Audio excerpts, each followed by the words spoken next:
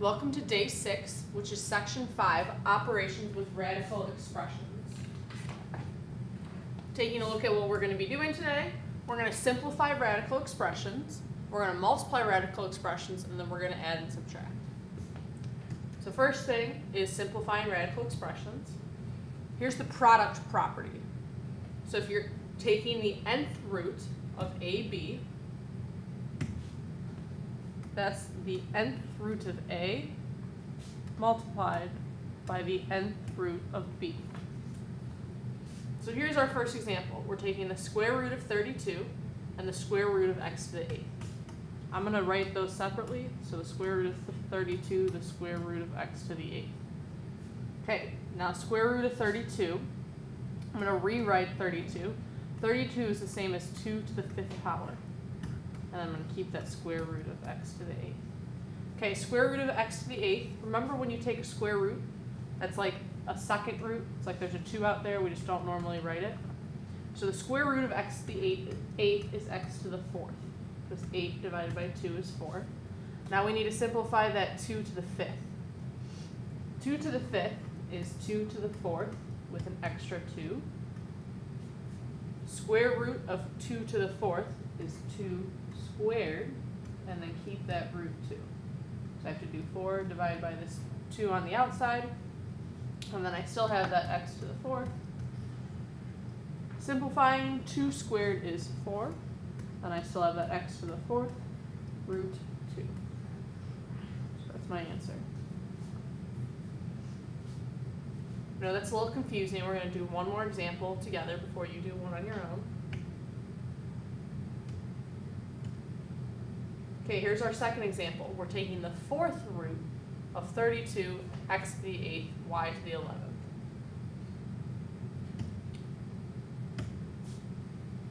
Okay, so I'm going to rewrite 32 as 2 to the 5th power.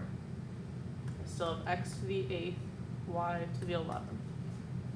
Okay, simplifying this 2 to the 5th power first. If I have 2 to the 5th, I'm taking a 4th root. 1, 2 comes out. And then I'm still left with another 2. That's because 5 divided by 4 is just 1, so 2 to the 1st power, but there's 1 left over. Now for my x's, 8 divided by 4 is 2, so that's going to be x squared. Nothing left over. It goes in evenly. And then for my y's, 11 divided by 4 is 2, y squared. But I have 3 y's left over, so y to the 3rd goes in parentheses. I'm going to rewrite this so it looks a little nicer. My answer is 2x squared, y squared. And then the 4th root of 2y to the 3rd.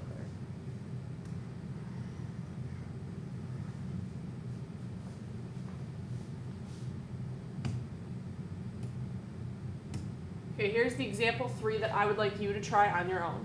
Pause the video, try this one, come back when you're finished, please.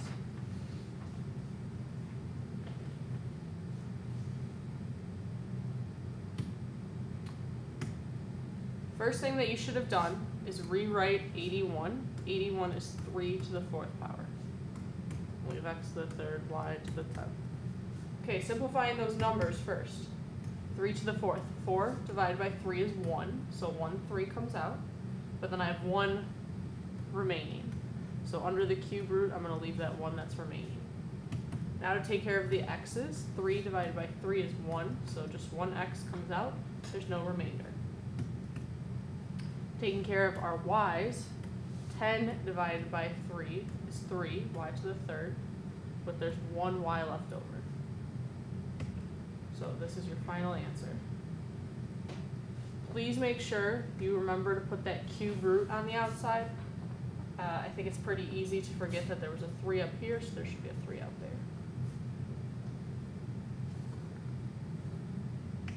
Hopefully that one went well for us. So that is simplifying radical expressions. Now we are going to multiply radical expressions. So here's a general rule. You can multiply radicals that have the same nth root. So in the example here, by nth root, that means there's 3 on the outside. So 3 and 3. you multiply the numbers that are under the root and then the numbers that are outside the root. So in this case, outside the root is 5 and 3, so that becomes 15. And then I'm going to multiply everything under the root. Negative 12 multiplied by 18 is negative 216. A multiplied by a squared is a to the third.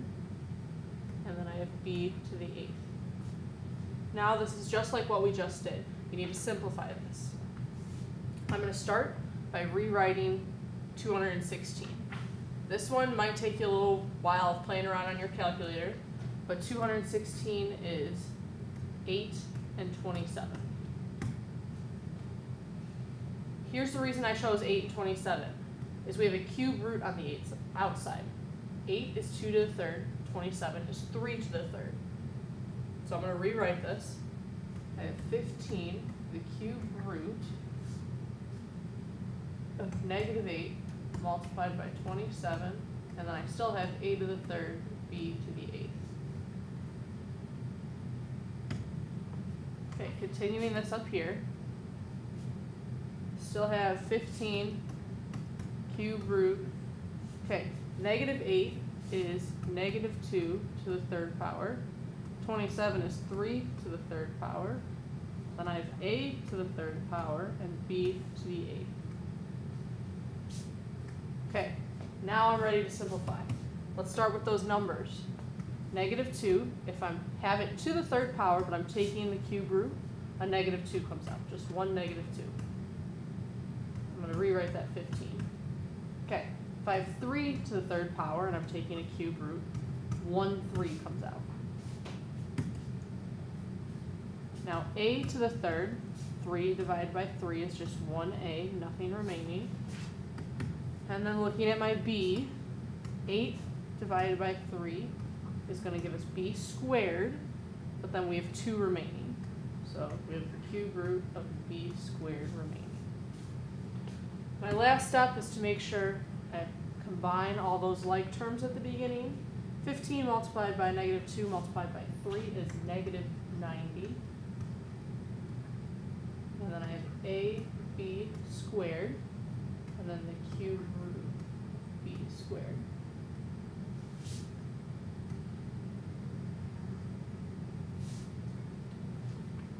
So that's our final answer.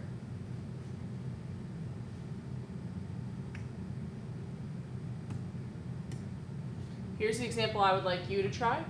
Remember that you need to multiply the numbers outside the root, the numbers under the root, and then you need to simplify. Pause the video and come back when you're finished, please.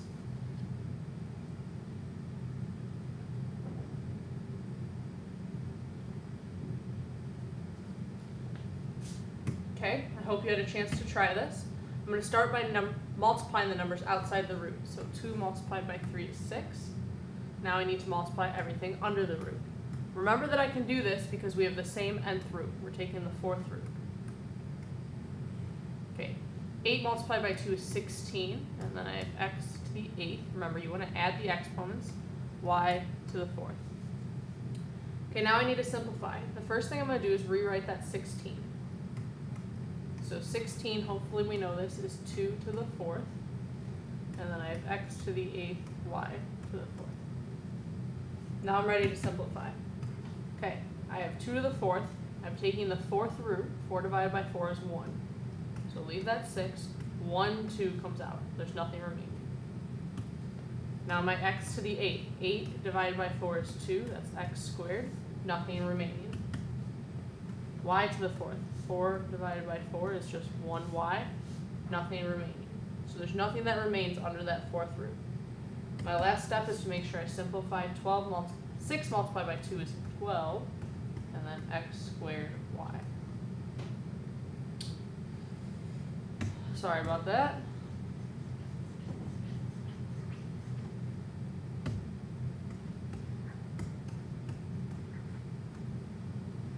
So 12x squared y is my final answer.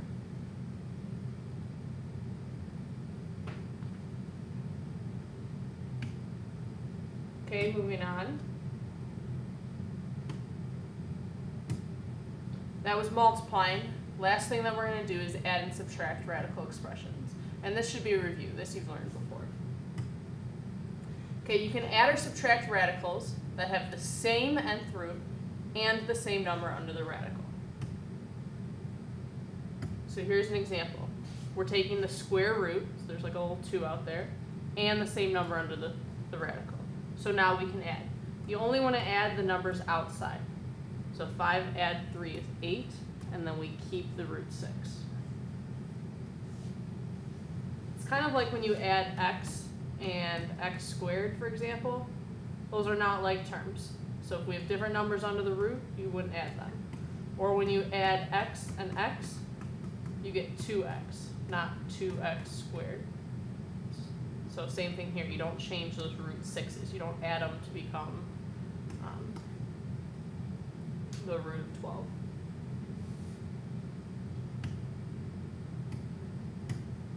Okay, so here's example 5. My first question, are we taking the same nth root? Yes, we're taking square roots, so those are the same. Do I have the same number under the radical? In this case, no. I have root 98 and root 32. So I need to try to simplify these to see if I can get the same number under the root.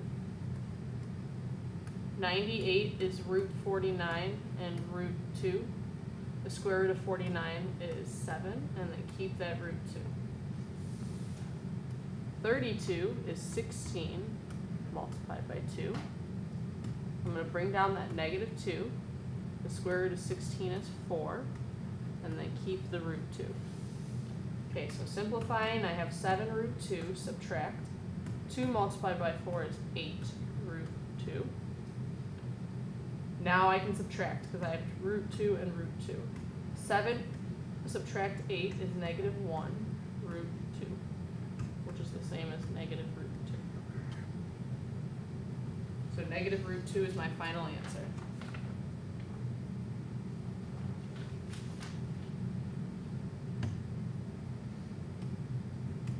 Okay, we have one more example for you to try. Pause the video, try this one on your own, and come back when you are finished, please.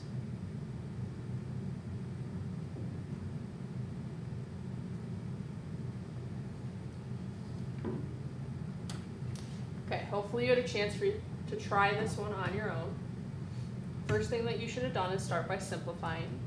So 12 is root 4 and root 3. Square root of 4 is 2.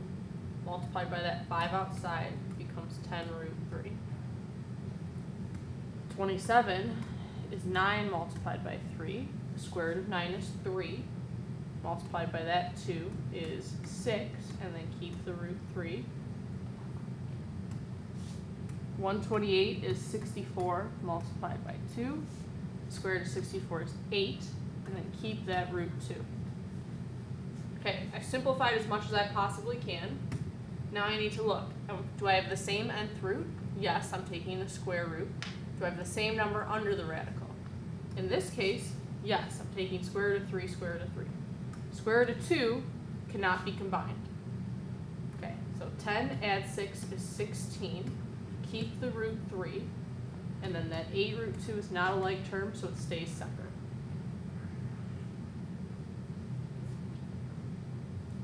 That is your final answer. You can't simplify that anymore.